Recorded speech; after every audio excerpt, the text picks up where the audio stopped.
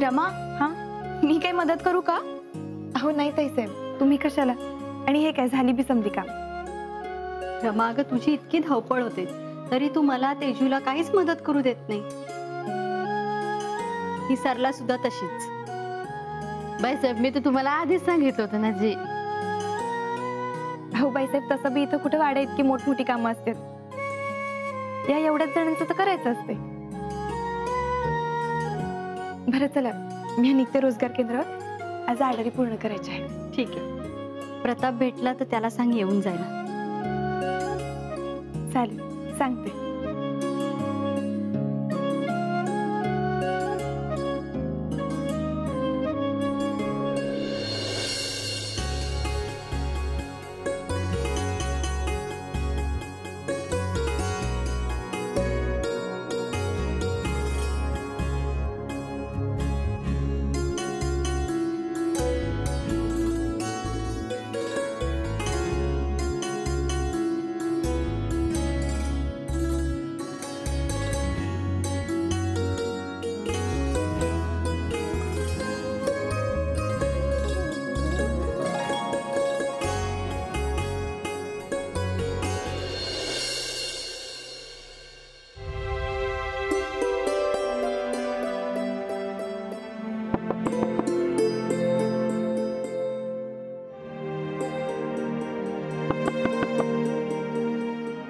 आलो आलो. अगं रमा, तू वय काय झालं? छोटे मला कुठे आहेत? ते आताच गेले की. गेले कुठं? ते काय माहित नाही, म्हणजे तसं काही सांगून पण नाही गेले. बर, काही निरोप होता का? नाही नाही, असं काही नाही.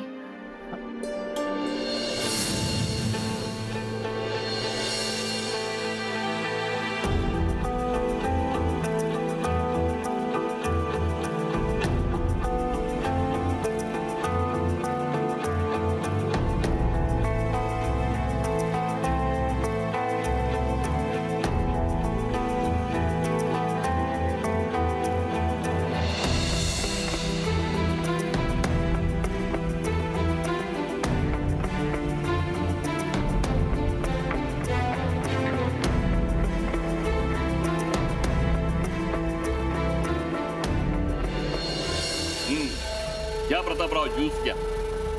नाही नको. राहिलं आपण कामाचं बोलूया का? तुम्ही मला इथे का घेऊन आलात ते सांगा. प्रतापराव, तुमच्यापासून आम्ही काय बी लपवणार नाही. तुम्ही आमच्या पक्षामध्ये यावं, आमच्या बरोबर काम करावं म्हणून किती आग्रह केला तुम्हाला आम्ही. तुम्ही काय आमचं ऐकलं नाही. नाही, बरोबर आहे, तुम्ही तुमच्या वडिलांच्या बरोबर होता, तुम्ही तुमचा धर्म निभावत होता. म्हणजे ते चुकीचं होतं असं तुमचं म्हणणं आहे का? अजिबात नाही. तुमचं काय बी चुकलं नाही. तुमचे वडील, त्यांचं काय, त्यांनी कुठे त्यांचा धर्म निभावला. अहो, ते सच्चे आहेत असा तुमचा समज होता, पण काय झालं? काय केलं त्यांनी? खत घोटाळा आणि काळा डाग स्वतःच्या आणि तुमच्या बी कपाळावर लावून ठेवला ना. ते समज नाही बघवत. ज्या पक्षासाठी तुम्ही जीव तोडून काम केला तो पक्ष संपतो. ज्या घरासाठी तुमचा जीव तुटतो घर बी तुटलं आणि तुमच्यावरही अशी मजुरी करायची वेळ आली की हो, आतून कळवळल्यासारखं होते बघा आम्हाला. आता तुमच्या मातोश्री आणि तुमच्या भगिनी यांचा थोडा तरी विचार करायला पाहिजे होता की नाही रावसाहेबांनी? घरच्या लक्ष्मी आहेत त्या, पण एका क्षणात त्यांना लंकेची पार्वती करून टाकलं बघा. आता तुम्ही कमाल हो, घर उभं करण्यासाठी त्यांना बी काही काम करावं लागेल का नाही? आता तुमची बहीण लग्नाच्या वेळी हाताला मेहंदी लावायची का धुण्या भांड्याचे पावडर तिच्या हाताला लावायची?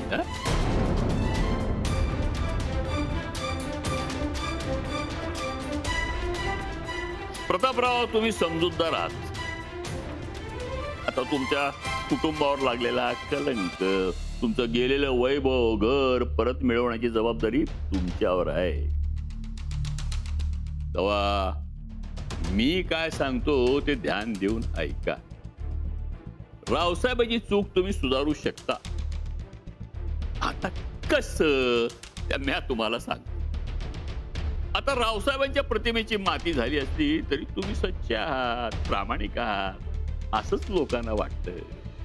तेव्हा तुम्ही सरळ निर्मळ मनानं बाहेर या आणि सांगा लोकांना रावसाहेबांनी जे केलं त्याच्याशी आमचा काय बी संबंध नाही. जे काही केलं ते रावसाहेबांनी केलं आणि त्यातलं आम्हाला काडीचं माहित नाही. सांगू टाका समजा आम्ही तुमच्या पाठीशी उभं राहू. हो इतकंच नाही तर आमच्या पक्षात तुम्हाला एखादं पद देऊ. आमच्या पक्षात या आणि स्वतःवरचा कलंक पुसून टाका. तुम्ही रावसाहेबाविरुद्ध बंड करायचं. मग बघा तुम्हाला तुमचं कुटुंब घर सगळं परत मिळेल.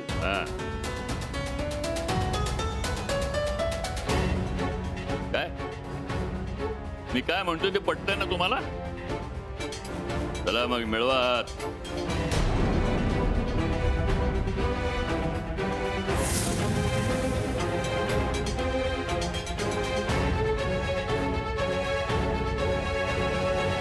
थांबा.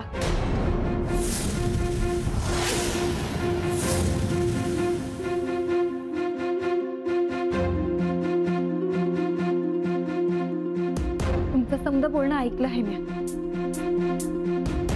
अहो काय चाललंय तुमचं? रावसाहेबांवरचे आरोप अजून सिद्ध बी झाले नाही आणि त्या आधीच तुम्ही त्याचा फायदा घेताय. याला टाळूवरचं लोणी खाणं असं म्हणते.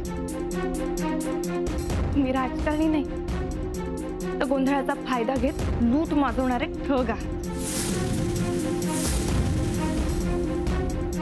तुमच्या या गलिच्छ राजकारणात नेहमी जाधवांना कोंडीत पकडायचा प्रयत्न केलाय तुम्ही. बरं आता बास.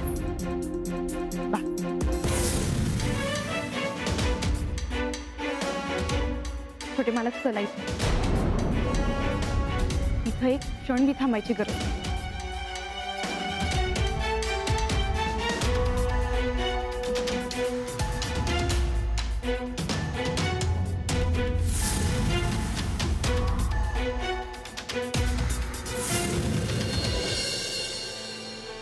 छोटे मला काय करत होतात तुम्ही? नेमकं काय चालू होतं तुमच्या डोक्यात की तुम्ही त्यांच्याकडे मदत मागायला गेलात? हो आबासाहेबांनी नेहमी तुम्हाला आणि तुमच्या घरच्यांना पाण्यात बघितले. नेहमी तुमचा तिरस्कार केलाय. तुमच्या विरुद्ध कट कारस्थान रचले आणि तुम्ही त्यांच्याशीच हात मिळवायला जात होतात. कमाल तुमची बी. त्या क्षणी काय करू ना हेच सुचत नाही. आमचं घर तर गेलंच, त्यासोबत जी बदनामी झाली ना त्यांनी खूप त्रास होतो. आई आणि तेजूचं घराबाहेर पडणं नकोसं झालं. मी कुठे गेलो की रावसाहेबांचा मुलगा म्हणून मला टोचून बोलतो. आमच्या घराण्याला हा जो कलंक लागलाय ना तो मला काही करून पुसून टाकायचा. छोटे मला तो तर पुसावाच लागणार आहे, पण अशा पद्धतीनं आबासाहेबांची हात मिळवून. छोटे मला कहू हा रस्ता तुम्हाला चुकीचा नाही वाटला का? हो ते तुमच्या परिस्थितीचा फायदा घेत आहे. हो पण त्या क्षणी ते माझ्याशी जे बोलले त्यामुळे. हो गोड बोलून गळा कापणार आहेत ते. खरं आहे तुमचं. मोठी चूक होता राहिली. पण रमा तुम्हाला खरं सांगू, त्या क्षणी मी फक्त आणि फक्त आई तेजू आणि रावसाहेबांचा विचार करत होतो. डोक्यात फक्त ह्या सगळ्यातून बाहेर कसं पडता येईल हाच विचार चालू होता. आणि त्याच वेळी आबासाहेबांनी ऑफर दिली. त्यामुळे मन सैरभर झालं. आणि मला कहू ते याच क्षणाची वाट बघत होते आणि तुम्ही त्याच्यात अडकला. नाही अडकलं, कारण तुम्ही होता. तुम्ही अगदी वेळेवर आलात आणि माझे डोळे उघडले. रमा ही चूक पुन्हा नाही होणार. छोटे मला कहू आबासाहेब तुम्हाला रावसाहेबांना दोषी ठरवायला लावत होते. आणि मला सांगा तुम्हाला तरी असं वाटतं का की रावसाहेबांनी असं काही केलं असं? आणि कशावरून रावसाहेबांना यात कोणी गुंतवत नसत?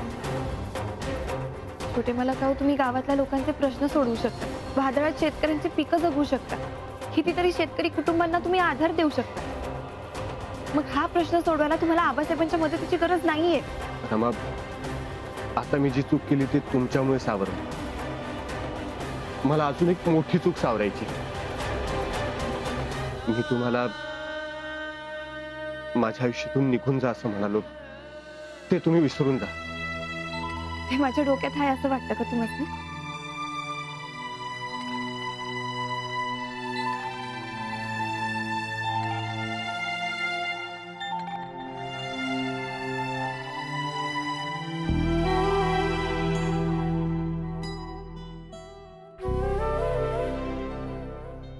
छोटे मला हे लॉकेट तुम्हीच मला दिलं होतं ना?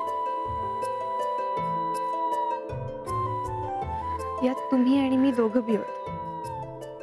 आपण एकमेकांपासून वेगळे नाही आहोत. एकाने चूक केली तर दुसऱ्याने सावरून घ्यायचं असते. पण आज हे लॉकेट मी तुम्हाला देणार. मला भाई, आजपासून हे लॉकेट तुमच्याच गळ्यात असू दे.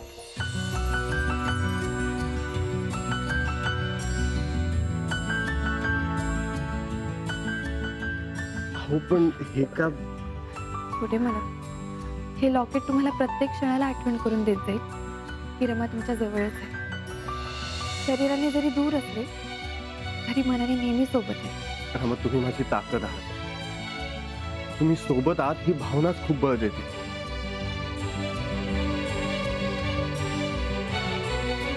तुमची ही साथ अशीच कायम राहू.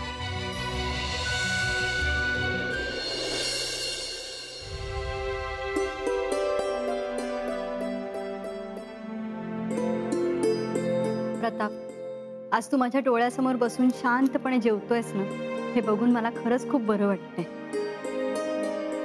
बरं झालं आलास. खूप काळजी वाटते रे तुझी. आई, तुम्ही का काळजी करताय माझी? मी काय म्हणतो, म्हणजे रमा एक वेळेला डबा देते की नाही तुम्हाला? मग एक वेळ इथं जेवा ना, म्हणजे बाईसाहेबांना पण बरं वाटेल. काय बाईसाहेब, काय वाटतं? वाटतं वगैरे काही नाही, तसंच करत जा. रमा सांगत होती मला, तुझं तुझ्या तब्येतीकडे, जेवणाकडे अजिबात लक्ष नाहीये. अहो छोटे मालक, लेकरू एका वेळेला जेवलं नाही ना तरी आईला ती बारीकच वाटतंय. खरंय तुमचं म्हणणं. माझं जेवणात काय कशातच लक्ष लागत नाही. आपलं घर जोपर्यंत आपल्याला परत मिळत नाही आणि आपल्यावर लागलेला कलंक पुसला जात नाही तोपर्यंत मला कष्ट करावेच लागणार आहे. प्रतापराव, हे बघा, तुम्हाला होणारा त्रास साहजिक आहे, पण तुम्ही एकदम ठरवलं ना तर सगळं परत आणू शकता. काय आहे, विरोधकांनी कटकारस्थान करून रावसाहेबांच्या मागे ही चौकशी लावली, पण प्रतापराव, तुम्ही जर रावसाहेबांच्या मागे खंबीरपणे उभा राहिला ना तर तुमच्यावर आणि रावसाहेबांच्यावर लागलेले सगळे आरोप तुम्ही पुसून टाकू शकता. मला तर वाटतं नाही, खात्रीच आहे की या सगळ्या मागे ना आबासाहेब असणार. पिंट्या, या असं सगळं बाहेर नको बोलूच. अहो उगाच नाही बोलत आहे मी, काही गोष्टी कानावर आल्या माझ्या म्हणून बोलतोय. जाधवांना कायमचा गावाच्या बाहेर काढायचा डाव आहे त्यांचा. पण प्रतापराव, तुम्ही असं डगमगू नका बरं का, आपण त्यांचा डाव हाणून पाडू. मलाही असं वाटतं की ह्या सगळ्याच्या मागे आबासाहेब आहेत. आता काय करायचं काही कळत नाही. मला माहितीये काय करावं लागेल.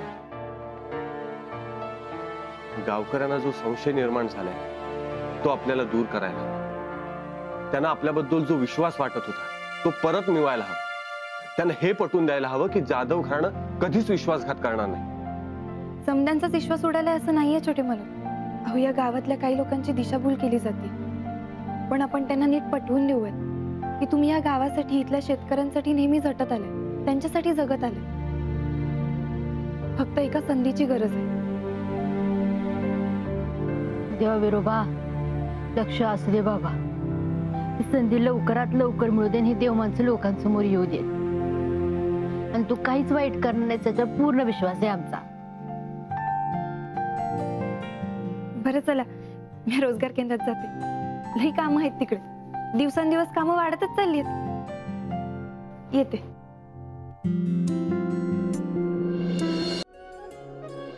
रमा, रमा, अगं ते पत्रकार साहेब आले तुला भेटायला, काहीतरी काम आहे त्यांचं. हो का? नमस्कार साहेब. नमस्कार, मी राजेश पटवर्धन. तुमच्याबद्दल बरंच ऐकलंय. सर्वात आधी तुमचं युवा आदर्श महिला पुरस्कार मिळाला त्याबद्दल अभिनंदन. धन्यवाद. आमच्याकडे काही विशेष काम काढलं का तुम्ही? कसं आहे ताई, आम्ही काही पत्रकार मिळून एक उपक्रम राबवतोय. तुमच्यासारखी एखादी व्यक्ती जी महिलांना सक्षम बनवते, प्रेरणा देते, स्वतःच एक स्फूर्ती स्थान असते, अशा स्त्रियांसाठी आम्ही हा उपक्रम राबवतोय. त्यासाठी आज एक पत्रकार परिषद तुमच्यासोबत घ्यायची होती. पत्रकार परिषद माझ्यासाठी? अहो नाही, म्हणजे तुम्ही माझा विचार केला ही लई चांगली गोष्ट आहे बघा. आणि तुमचं काम बी लई मोठं आहे. पर मी अजून तेवढी मोठी नाहीये. मी आपल्या छोट्या प्रमाणावर काम करते हो. हो, तुम्ही फार मोठं काम करताय. फार कमी वयात खूप मोठी उंची गाठली आहे तुम्ही. ताई, स्वतःसाठी जगणारे खूप लोक असतात या जगात, पण दुसऱ्यांनी चांगलं आयुष्य जगावं म्हणून प्रयत्न करणारे, त्यांना सामर्थ्य देणारे फार कमी हात असतात. आणि जे मदत करतात ते तुमच्यासारखे असतील असं नाही. अहो पण मी ताई, तुम्ही फक्त आम्हाला संध्याकाळी इथे येण्याची परवानगी द्या. अगं रमे, येऊ दे की त्यांना. आपल्या केंद्रासाठी फायद्याच आहे की. बरं ठीक आहे, पण मंजू तू आणि बाकी समजा जणींनी येत हजर राहायचं इथं, कारण हे समजा माझ्या एकटीचं थोडीच आहे. तुम्ही सगळ्या जणी आहात म्हणून मी आहे. रमे, अगं तुझं कौतुक बघायला आणि तुझ्या मदतीसाठी आम्ही नेहमी सोबत आहोत. बरं साहेब, तुम्ही या संध्याकाळी. धन्यवाद, आम्ही येतो. रमे, आता जर छोटे मालक असते तर किती आनंद झाला असता ना त्यांना.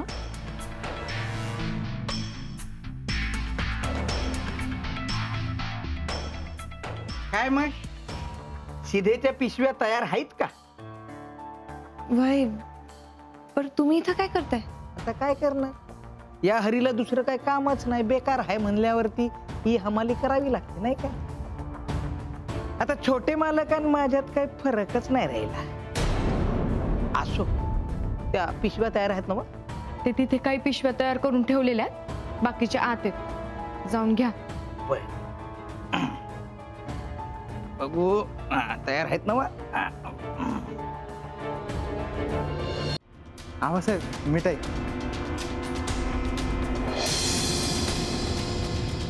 बाभळीच्या मिठाई कसली वाटतो?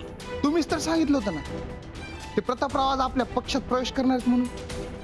मी म्हणलं आज आनंदाचा दिवस आहे म्हणून आणली मिठाई. येणार होता हे खरं आहे, पण अचानक ती रमा कुठून टपकली, कुठून इथं उगवली काय कळलं नाही. पण हातात तोंडाचा घास फिरवून गेला तर त्या रावसाहेबाच्या आणखीन एक चपराक मारली असती आम्ही. चपराक नाही आबासाहेब, चपला. होय, चपला हाणायची आली. ए बांडगुळा, काय करतो इथं? काय आबासाहेब, म्यान बांडगुळ नाहीतर काय. असं तुम्हाला वाटत असेल आबासाहेब, तर काय नाही, तुम्ही या हरीचा खरा महिमा अजून बघितला नाही. जातोस का पायताना हाणू तुला? अहो आबासाहेब, एक डाव ऐकून तर घ्या. अहो सणसणीत बातमी आहे माझ्याकडे. बघा, हे एवढं पत्रकार झालं आणि तुम्ही काय करता इथं? कसली बातमी आहे? अहो ती रमा आहे ना मग का. हा, अहो तिच्यासाठी पत्रकार परिषद भरवणार आहेत ते पत्रकार, म्हणजे तिला मोठं करण्यासाठी पत्रकार परिषद आहे बघा. आणि कसं आहे ना, जिथं रमा तिथं आपलं प्रतापराव, म्हणजे ते बी मोठं होणारच नाही का. खरंच लय मोठी बातमी दिलीस रे तू बांडगुळा. आहे ना, पटलं ना मग. मग तेवढं ते आपलं 500 रुपये नाही, 500 जास्त आहेत नाही काय, 100 रुपये चालतील ना. एवढी सुद्धा तुझी लायकी नाही, पण बातमी खरंच महत्वाची आहे. पत्रकार परिषद घेत आहेत काय प्रतापराव? बघा आता त्या पत्रकार परिषदेत तुमचा कसा धुवा उडवतो ते. छोटे मालक, मी तुम्हाला सांगते तेवढं करा बस. बोला ना. तुम्हाला माझ्यासोबत तिकडे यावं लागेल. तिकडे म्हणजे कुठे? हो, रोजगार केंद्रात. रोजगार केंद्रात? काही महत्वाचं काम आहे का? ते तुम्हाला रोजगार केंद्रात आल्यावर कळलं, पण तुम्हाला यावंच लागेल. मी वाट बघते तुमची. अहो पण कशासाठी ते तरी सांगा. छोटे मला तुम्ही असं विचारता ना की मी खरंच सांगून टाकेन, पण मला आता ते सांगायचं नाही. हो पण मी म्हणतोय की कशा तुम्हाला माझ्यावर विश्वास नाहीये का? तसं नाही हो पण बस मग तुम्ही संध्याकाळी तिथे या. बर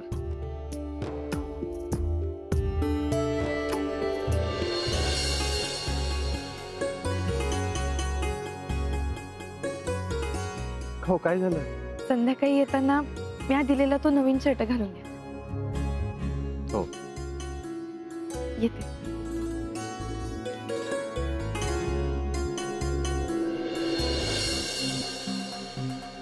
काळा काळा रंग फासाचा त्या प्रतापरावाच्या तोंडाला. शेतकऱ्यांच्या भावनांशी खेळतात हे लोक, हेच बोलत राहायचं. पत्रकार परिषदेत त्यांची समधी पाप मी बाहेर काढणार आहे आज. ते समजा बरोबर आहे, पर प्रतापरावाची काय चूक आहे? नाही म्हणजे तो समजा घोटाळा तर रावसाहेबांनी केलाय ना हो, म्हणून म्हणलं. तुझी प्रतिक्रिया विचारली होती, गप राहायचं, प्रश्न विचारायचे नाहीत. पत्रकारांना कळलं पाहिजे इथल्या लोकांच्या मनात त्या प्रतापरावाबद्दल किती राग द्वेष आहे ते. तेव्हा योग्य वेळी मी तुम्हाला इशारा केला की तुम्ही तुमचं काम करायचं. काय